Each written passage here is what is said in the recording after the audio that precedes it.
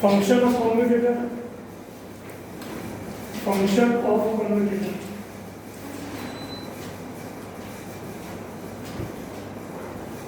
અથવા તો working of commutator.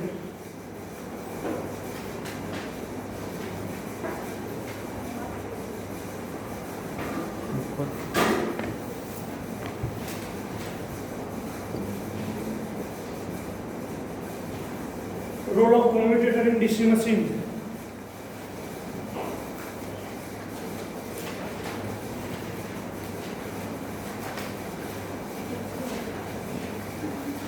Brush કયા મટીરીયલના બનેલા હોય?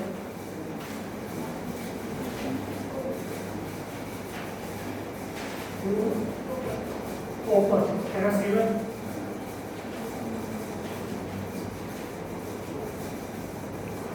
material for the brush.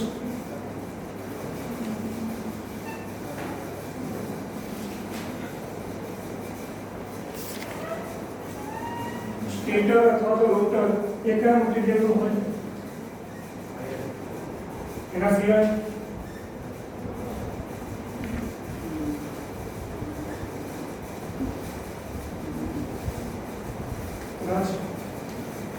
Stamping હોય. શેના માટે હોય? રોટરમાં જે સ્ટેટરમાં સ્ટેમ્પિંગ હોય યસ ઓર નો?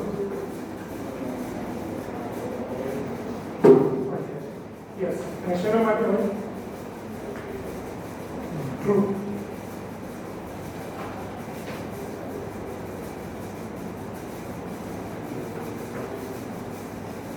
સ્ટેમ્પિંગ શેના માટે કરવામાં આવે?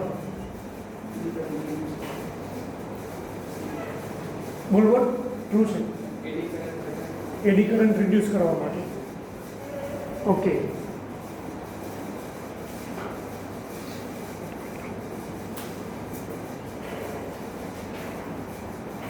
કમ્પ્યુટેટરનું ફંક્શન જેને આવડતું એ raise your hand. What is the function of કમ્પ્યુટેટર?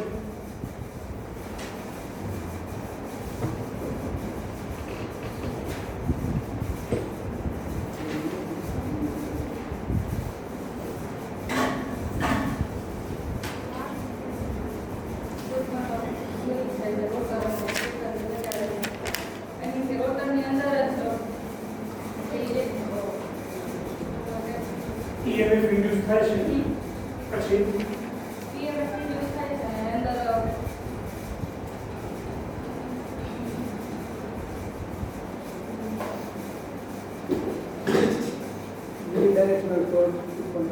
Unidirectional torque ઉત્પન્ન કરવા માટે. એટલે કોના માટે થયું? જનરેટર માટે કે મોટર માટે? મોટર. એના સિવાય જનરેટરમાં શું કામ હોય? જનરેટરમાં ઉત્પન્ન કરવાનું EMF જનરેટ કરવા માટે કે કલેક્ટ કરવા માટે? જનરેટરમાં કનેક્ટ કરવાનું. અને એ EMF જે કમ્પ્યુટેટરમાંથી વોલ્ટેજ છે અથવા કરંટ છે એ જે મળે છે બ્રશ ઉપર એનું નેચર કેવું હશે? અલ્ટરનેટિંગ કે ડાયરેક્ટ? અલ્ટરનેટિવ. કમ્પ્યુટેટર પછી જે મળશે એનું નેચર કમ્પ્યુટેટર છે એ રેક્ટિફાયર તરીકે કામ કરે એટલે એ ડીસી મળે એટલે ડીસી આપશે. એટલે ઓલમોસ્ટ ડીસી મળે. Okay, almost DC. Very good. સમજાય છે કેટલા પાર્ટ્સ હોય મશીનના? Stator, rotor. These are the two basic parts of electrical machine. સ્ટેટરની ઉપર શું હોય? Winding, copper winding. એ વાઇન્ડિંગની જનરલી કઈ વાઇન્ડિંગ કહેવામાં આવતું હોય? Field winding. બીજું ભાગ હોય રોટર. રોટરને બીજું શું કહેવામાં આવે? આર્મેચર. આર્મેચરની અંદર જે વાઇન્ડિંગ હોય એને શું કહેવામાં આવે? Armature winding. આર્મેચરની સાથે શું હોય? તો બ્રશ, કમ્પ્યુટેટર અને આર્મેચર વાઇન્ડિંગ. અને એક મિકેનિઝમ કોના ઉપર સપોર્ટ કરેલું હોય? બિયરિંગ્સ ઉપર. આર્મેચરમાં જે EMF ઇન્ડ્યુસ થાય છે ફોર જનરેટર, તો એ કમ્પ્યુટેટરના થ્રુ કલેક્ટ થાય છે અને બ્રશ થ્રુ આઉટપુટ ટર્મિનલ ઉપર મેળવવામાં આવે છે. કમ્પ્યુટેટર છે તો આઉટપુટ તમને DC મળશે અથવા તો પલ્સેટિંગ DC મળશે. કમ્પ્યુટેટરની જગ્યાએ સ્લીપ રિંગ છે તો આઉટપુટ તમને AC મળશે. મટીરિયલ જે છે સિલિકોન સ્ટીલ અથવા તો સોફ્ટ આયરનનું બનેલું હશે, which provide low reluctance path for the flow of magnetic flux. એના સિવાય જે સ્ટેટરનો પોર્શન છે જેમાં ફિલ્ડ વાઇન્ડિંગ છે એના પર જે પોર્શન પર વાઇન્ડિંગ કરેલું છે ફિલ્ડ વાઇન્ડિંગ એને પોલ કહેવામાં આવે. એનાથી નીચેનો જે પોર્શન છે એને પોલ શું કહેવામાં આવે અથવા તો પોલ ટીપ કહેવામાં આવે. લો રિલક્ટન્સ મટીરિયલ છે તો એ બીજું શું કામ કરે છે? ફ્લક્સ તો ફ્લો કરે જ છે, એના સિવાય મિકેનિકલ સ્ટ્રેન્થ આપવાનું પણ કામ કરે છે.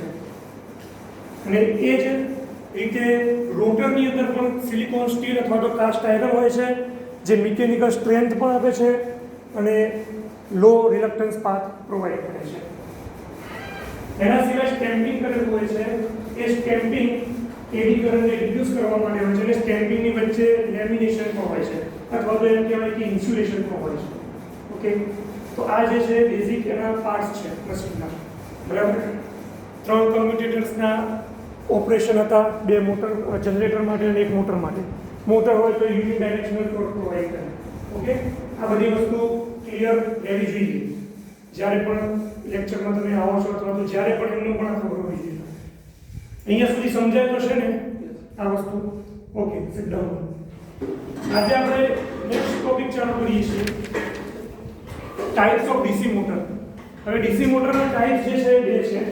એક છે ડીસી સિરીઝ મોટર અને એક છે DC shunt motor. Series motor અને શન્ટ મોટર એ બે મેઇન ટાઈપ છે. એના સિવાય જે છે એ છે કમ્પાઉન્ડ મોટર. કમ્પાઉન્ડ મોટરની અંદર જે ફર્ધર પાર્ટ્સ છે આપણે પછીથી જોઈશું એના ટાઈપ્સ. અને એના સિવાય છે સેપરેટલી એક્સાઇટેડ ડીસી મોટર. તો પહેલા અત્યારે જે સ્ટડી કરવાની છે એ છે સેપરેટલી એક્સાઇટેડ ડીસી મોટર.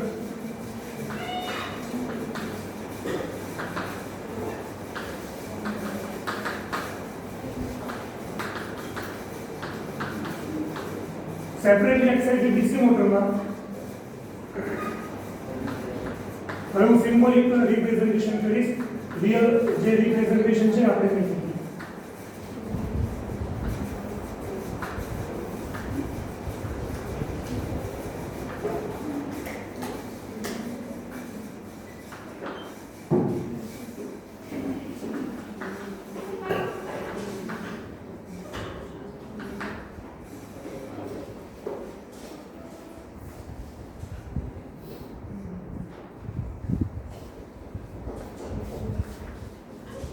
જો અહીંયાથી હું ડીસી સપ્લાય આપું છું, ડીસી સપ્લાય, બરાબર. Separately excited. હવે તમને મેં એક ડ્રોઈંગ જે બતાવ્યું હતું એ આ રીતનું હું જનરલી અહીંયા ડ્રો કરી દઉં છું. આ એક સમજવા માટેનું ડ્રોઈંગ છે, બરાબર. અહીંયા રોટર હતું, આ ફીલ્ડ વાઇન્ડિંગ હતું, આના ઉપર વાઇન્ડિંગ હોય તો કઈ વાઇન્ડિંગ કહેવાય? Armature winding. આના ઉપર વાઇન્ડિંગ હોય તો ફીલ્ડ વાઇન્ડિંગ. અને અહીંયા 2 બ્રશ હતા અને આ પોર્શન કમ્યુનિકેટર હતો. બ્રશ ઉપર આપણે આવું ડ્રો કરીએ છીએ ઇન્જિન, બરાબર. એ વસ્તુ અહીંયા છે સિમ્બોલિકલી અથવા તો એને કહેવાય ડાયાગ્રામેટિકલ વ્યૂ. તો ડીસી સપ્લાય આપીએ છીએ, આ ટાઈપનો સિમ્બોલ હોય જેમાં એમ લખેલું છે કે આ મોટર છે, અહીંયાથી આ શાફ્ટ છે, એટલે શાફ્ટ જે છે આ મિડલમાં જે શાફ્ટ આવતો હોય છે ત્યાંથી લોડ ઉપર જાય છે. લોડ એટલે લોડ તરીકે ગમે તે વસ્તુ હોઈ શકે, બેલ્ટ હોય એવી રીતે. અને અહીંયા જે આ 2 વસ્તુ છે, બ્રશ છે, કમ્યુટેટર આપણે બતાવતા નથી, આ આર્મેચર બની. આર્મેચર, બ્રશ, આ વાઇન્ડિંગ. આ જે છે એને આર્મેચર રેઝિસ્ટન્સ RA કહી શકીએ. ફ્લો થતો કરંટ આર્મેચર કરંટ IA. પછી ફીલ્ડ વાઇન્ડિંગ છે તો એને પણ આપણે ડીસી સપ્લાય આપીશું. ત્યાંથી ફ્લો થતો જે કરંટ છે IF. અને સેપરેટલી છે તો આ ફીલ્ડ વાઇન્ડિંગ ના રેઝિસ્ટન્સ ને IF અને આ એનું વાઇન્ડિંગ છે. ઘણી વખત એવું પણ હોય કે રેઝિસ્ટન્સ ના બતાવેલો હોય અને આ વાઇન્ડિંગ ની અંદર જ તમને RF લખી દેવામાં આવે, તો તમારે સમજી લેવાનું કે વાઇન્ડિંગ છે ને વાઇન્ડિંગ ની અંદરનો રેઝિસ્ટન્સ છે, બરાબર. જ્યારે અહીંયાથી આ ફીલ્ડ વાઇન્ડિંગ થઈ ગયું, અહીંયા ડીસી સપ્લાય આપેલું છે, અહીંયા આર્મેચર છે, અહીંયા ડીસી સપ્લાય આપેલું છે, બરાબર. તો આનું વાઇન્ડિંગ સેપરેટ આપણે અહીંયા ડ્રો કર્યું છે. Circuit, electrical circuit. આ જે છે ફીલ્ડ, એની ઇલેક્ટ્રિકલ સર્કિટ અહીંયા ડ્રો કરી છે. આ જે વચ્ચે એર ગેપમાંથી ફ્લક્સ જતું હતું એ અહીંયા સપ્લાય આપવાથી આ વાઇન્ડિંગનું ફ્લક્સ આના ઉપર આવશે. એટલે આ બે એકબીજા સાથે કેવી રીતે કપલ છે? મેગ્નેટિકલી. એટલે આ મેગ્નેટિકલી કપલ છે.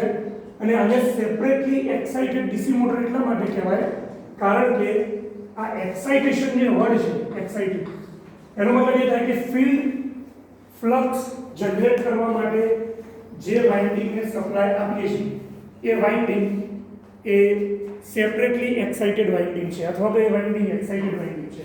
એ વાઇન્ડિંગ શું જનરેટ કરે છે? Flux, magnetic flux. એ ફ્લક્સની અંદર રોટર હશે અને એ રોટરની અંદર આપણું મોટર અથવા જનરેટરનું કામકાજ થતું હશે. તો અહીંયા field current, armature resistance, field resistance both are connected magnetically, brush, armature. અને અહીંયાથી આ જે શાફ્ટ રોટેટ થશે એ લોડ સાથે કનેક્ટેડ છે. આ એક બેઝિક ડીસી સર્કિટ છે. જ્યારે તમને આવું પૂછાય તો તમારે આ ટાઈપનું એક ડ્રોઈંગ કરવું પડે સર્કિટ માટે. આજે આપણે જે અન્ડરસ્ટેન્ડિંગ કરવાનું છે એ છે related to back EMF. Related to back EMF. હવે યાદ કરો કે મેં તમને જનરેટર એક્શન અને મોટર એક્શન બે શીખવાડી હતી. અને બંને મેં તમને એમ કીધું હતું મશીન લેબમાં કે આ બંને ક્લોઝ લૂપ છે. આ બંને એકબીજાની સાથે સંકળાયેલા છે. આ બંને એકબીજાના પૂરક છે. જો મોટર હોય તો એમાં જનરેટરનું કામ પણ થતું હોય અને જનરેટર હોય તો એની અંદર મોટર એક્શન પણ કામ કરતી હોય. એ હું રિકોલ કરાવું એકદમ ક્વિકલી.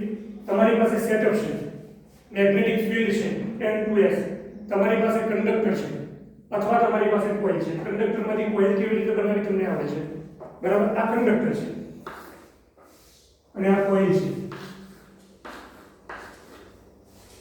તો હવે આના બે કંડક્ટર છે. આ કોઇલ સિંગલ ટર્ન છે અને મલ્ટી ટર્ન કરવી હોય તો આ રીતે આ મલ્ટી. ક્લિયર? એટલે એક કોઇલ, એક કંડક્ટર અથવા તો મલ્ટી ટર્ન કોઇલ, આ બધું આ ત્રણમાંથી કોઈ પણ એક વસ્તુ મેગ્નેટિક ફિલ્ડમાં હોય. મેગ્નેટિક ફિલ્ડમાં હોય અને જો આને સપ્લાય આપવામાં આવે છે બેટરી દ્વારા તો શું મળશે? ટોર્ક. એટલે કઈ એક્શન થઈ? Motor action. જો આને સપ્લાય નથી આપવામાં આવતો અને આને મેગ્નેટિક ફિલ્ડમાં રોટેશન આપવામાં આવે છે તો શું મળશે? EMF અથવા તો વોલ્ટેજ. આ બે વસ્તુ ક્લિયર? એમાંથી જે EMF જનરેટ થાય છે કોના લીધે ઉત્પન્ન થાય છે? તો Faraday's law of electromagnetic induction. અને જે સપ્લાય આપવાથી ટોર્ક લાગે છે તો એટલા માટે લાગે છે કારણ કે બે મેગ્નેટિક ફિલ્ડ એકબીજાની સાથે ઇન્ટરેક્ટ કરે તો ઓલવેઝ ફોર્સ લાગે.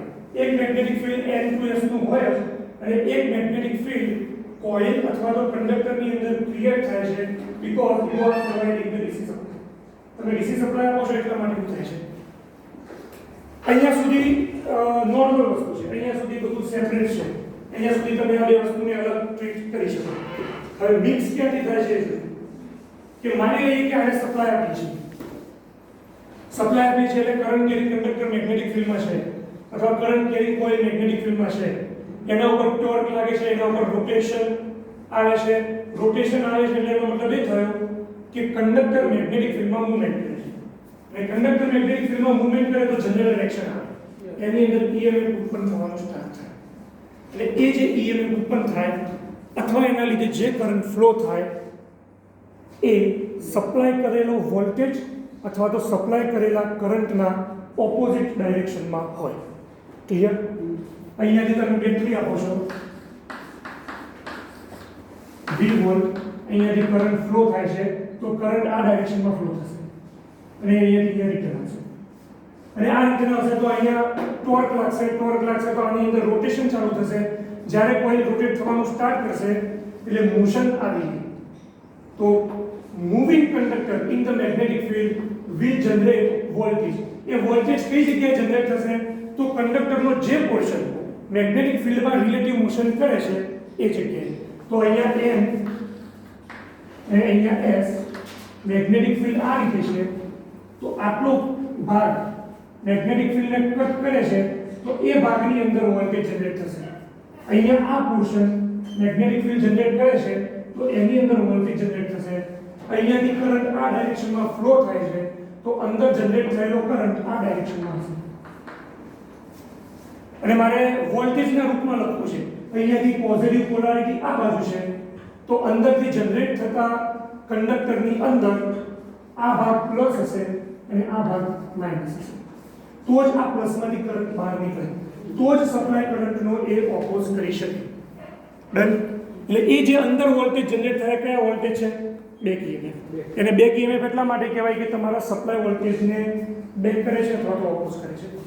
માની લો કે વોલ્ટેજ 50 વોલ્ટ છે સપ્લાય વોલ્ટેજ, તો બેક EMF છે પોસિબલ છે 50 વોલ્ટ કરતાં વધારે પણ આવે, પણ ઇન જનરલી ડીસી મશીનની અંદર એ 50 વોલ્ટ કરતાં વધારે નહીં હોય, કોઈ દિવસ નહીં, કારણ કે 50 વોલ્ટ કરતાં વધારે હોય, માની લો કે 55 વોલ્ટ છે, તો અંદરથી જનરેટ થતા 55 વોલ્ટ, તમે સપ્લાય કરે છે 50 વોલ્ટ, તો રિઝલ્ટન્ટ 5 વોલ્ટ જે છે એ આ ડાયરેક્શનમાં છે અને કરંટ રિવર્સ ડાયરેક્શનમાં ફ્લો થશે. તો જો તમે અહીંયાથી સપ્લાય આપીને કરંટ આ ડાયરેક્શનમાં ફ્લો કરાવ્યો હતો અને એનું રોટેશન આ બાજુ હતું અને માની લો કે અંદર વધારે વોલ્ટેજ જનરેટ થઈ ગયા, તો કરંટ રિવર્સ ડાયરેક્શનમાં ફ્લો થશે અને આના ઉપર ઓપોઝિટ ડાયરેક્શનમાં ટોર્ક લાગશે.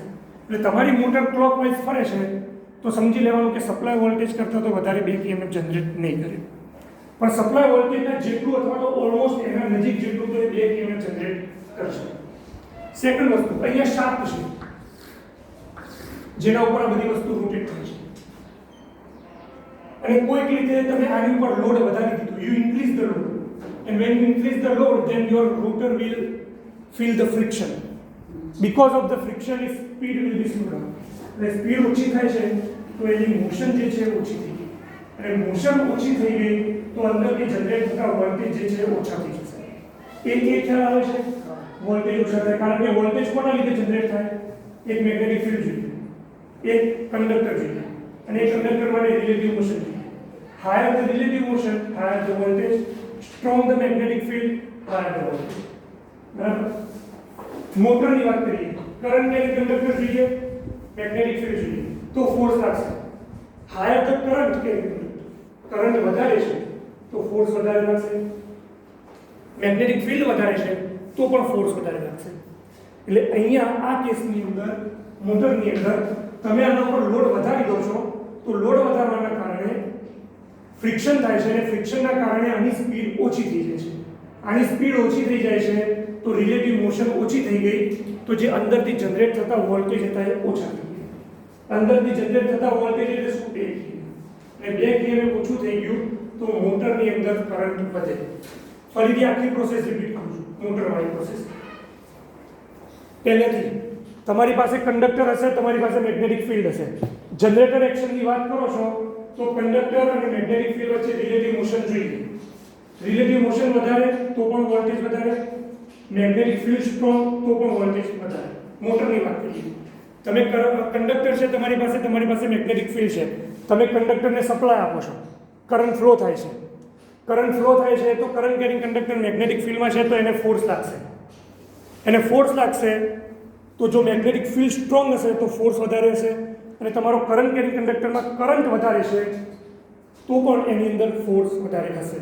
જનરેટર માટેનું ફોર્મ્યુલા છે EMF BVL sin θ, અથવા ઇન જનરલી તમે આ રીતે લખતા છો કે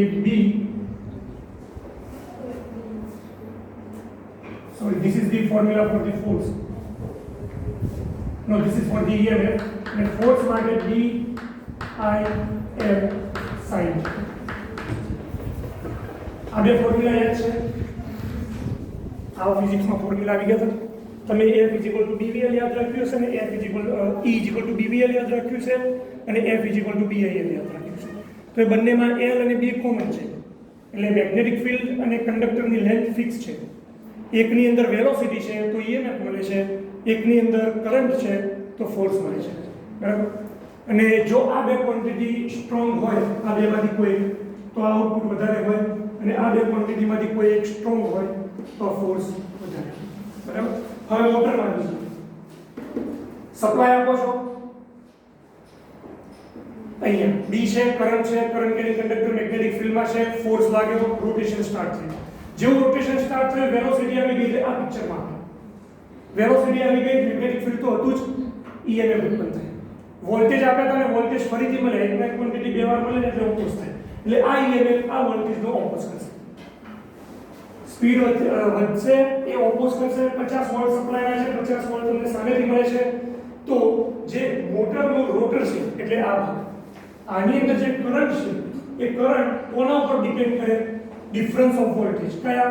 એક સપ્લાય કરેલા અને અહીંયાથી જનરેટ થયા એ, બરાબર. તો હવે હું ફોર્મ્યુલા લખું છું, આની અંદર ફ્લો થતા current IM, armature current IM શું આવે, V total divided by resistance total.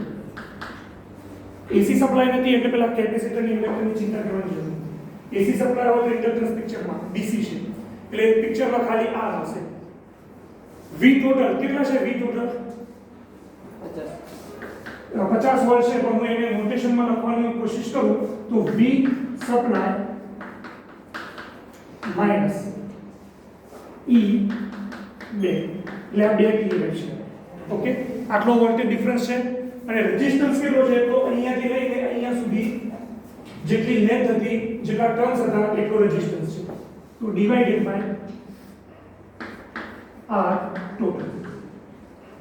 આ ફોર્મ્યુલા છે આર્મેચર કરંટ IL, બરાબર. અને જે ડીસી સપ્લાય છે એટલે કે ત્યાં V અને જે બેક EMF ઉત્પન્ન થાય છે એ આર્મેચરમાં ઉત્પન્ન થાય છે.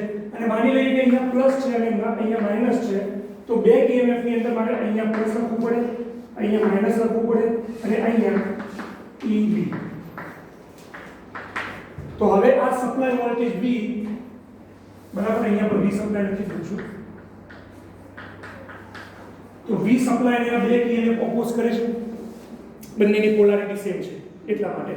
અને કરંટ કોના લીધે ફ્લો થશે, વોલ્ટેજ ડિફરન્સ ડિવાઇડેડ બાય એ પાથનો રેઝિસ્ટન્સ, એટલે V supply minus back EMF divided by R. આ તમારું આર્મેચર કરંટનું ફોર્મ્યુલા થયું, બરાબર. હવે બેક EMF જે છે એનું ફંક્શન જે છે એ શું છે, તો બેક EMF નું મેઇન કામ એ છે કે it is only the quantity that induce the back EMF and it is automatically adjust the value of I. It is automatically adjust the value of I. કેવી રીતે એડજસ્ટ કરશે, આ તો fix છે સપ્લાય વોલ્ટેજ, પાથનો રેઝિસ્ટન્સ ફિક્સ છે, very થતી quantity આ છે બેક EMF. અને બેક EMF કોના ઉપર આધાર રાખે, આના ઉપર, જેમાંથી લેન્થ ફિક્સ છે, મેગ્નેટિક ફિલ્ડ પણ ફિક્સ છે. કેમ ફિક્સ છે, આ મેગ્નેટિક ફિલ્ડ કોના લીધે આવે છે, આ પોલ. આ પોલની અંદર મેગ્નેટિક ફિલ્ડ કેવી રીતે ક્રિએટ થયો, અહીંયા કરંટ ફ્લો થયો નથી. આ કરંટ અહીંયા કેવી રીતે ફ્લો થાય, અહીંયા સપ્લાય આપે છે, એટલે અહીંયા સપ્લાય આપે છે ફિલ્ડ વાઇન્ડિંગનો, તો એનો રેઝિસ્ટન્સ ફિક્સ છે એટલે એનો ફિલ્ડ કરંટ ફિક્સ છે. તો ફિલ્ડ કરંટનો ફોર્મ્યુલા આ રીતે થાય, field current is equals to V excitation, excitation એટલે આ divided by resistance field winding, ohms law લગાવે છે.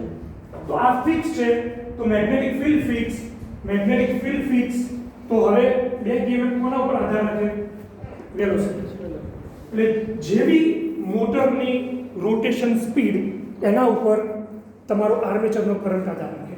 અને આર્મેચરનો કરંટ એ કી પોઈન્ટ છે મોટરને ટોર્ક લગાવવા માટે અથવા મોટરને ધક્કો આપવા માટે. કેમ, કારણ કે B ફિક્સ છે, વધારે કરંટ હશે તો એ કરંટ કેરી કંડક્ટરની આજુબાજુમાં મેગ્નેટિક ફિલ્ડ વધી જશે, એક અહીંયા અને અહીંયા.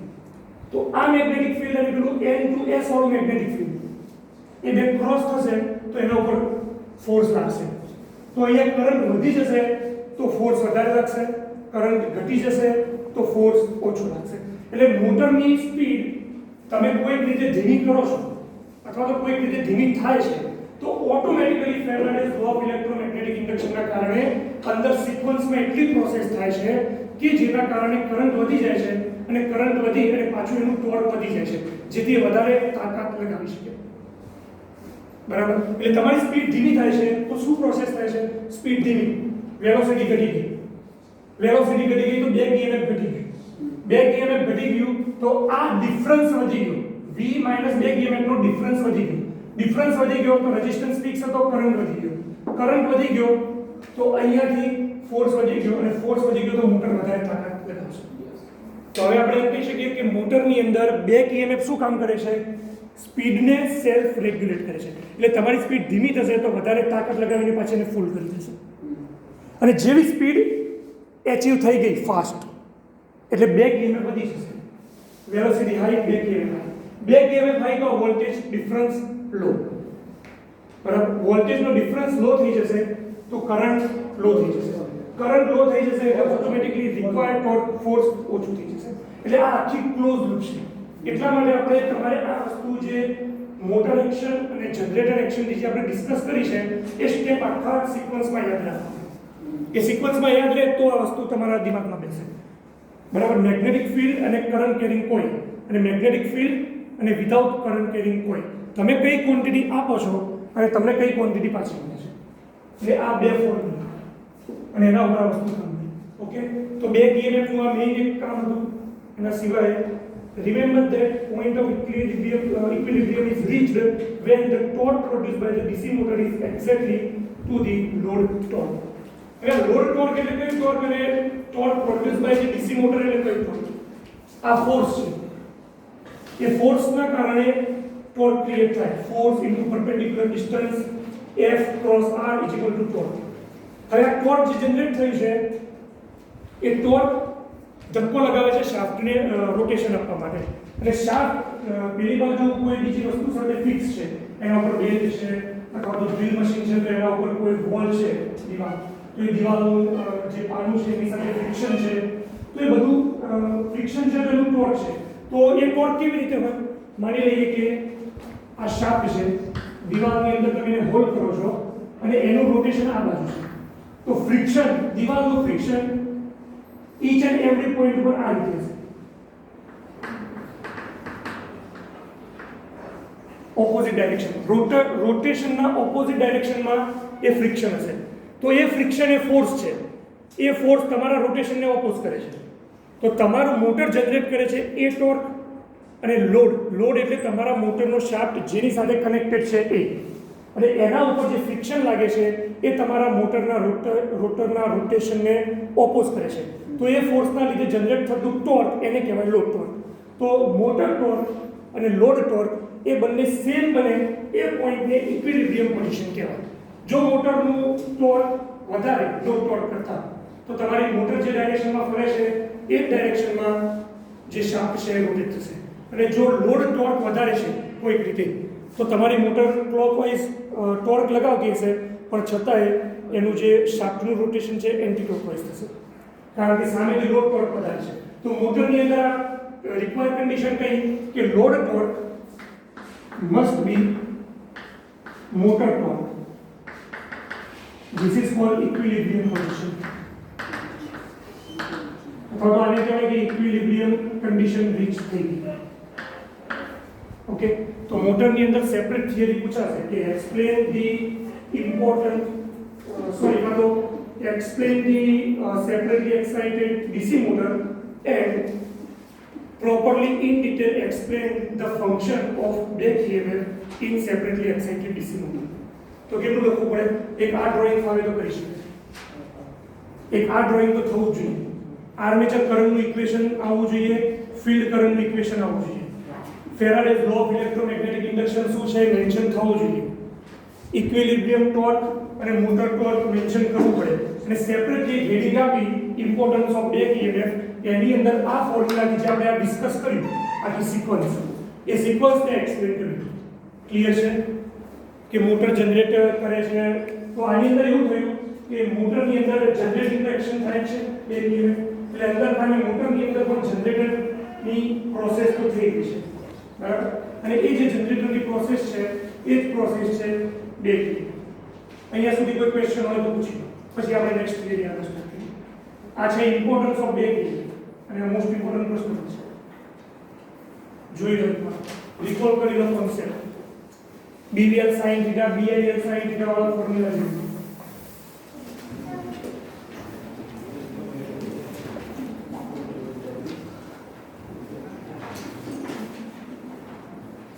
એક ક્વેશ્ચન, મારે રોટરની ડાયરેક્શન ચેન્જ કરવી છે, શું કરીશ?